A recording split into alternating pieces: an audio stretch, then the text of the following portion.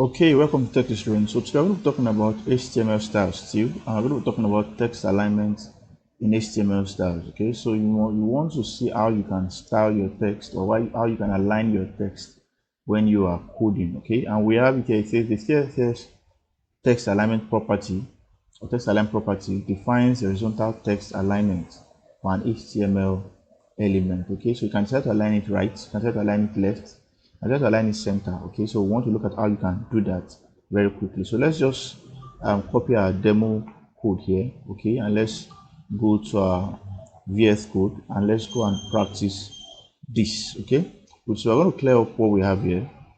Okay, so we can add something new. So good. So now we have our H1, which is the head. You understand that, you remember that. So we have our style also, which is the attribute we are using. Okay, good. So then we have our property, and we also have the value of our property. Okay, good. So let's just Control S and let's go and check our browser and see what we have.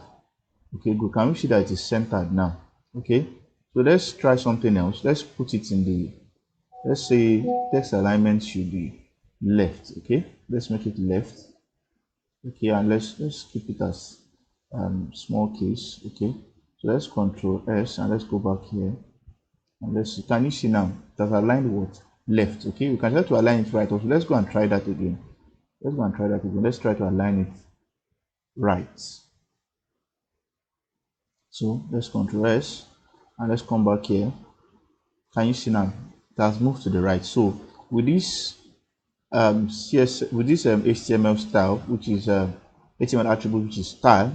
Okay, style as the attribute, you can use your text align property. Okay, then you can declare a value that you want to use for it. Either you want to make it right, you make it left, you want to make it center. Okay, it depends on what you want to do. Depends on what aspect of your page you are working on and what you want the section to look like. Okay, that's what will determine how you are going to align your page. So see you in the next video. Don't forget to like, comment, and share. Thank you.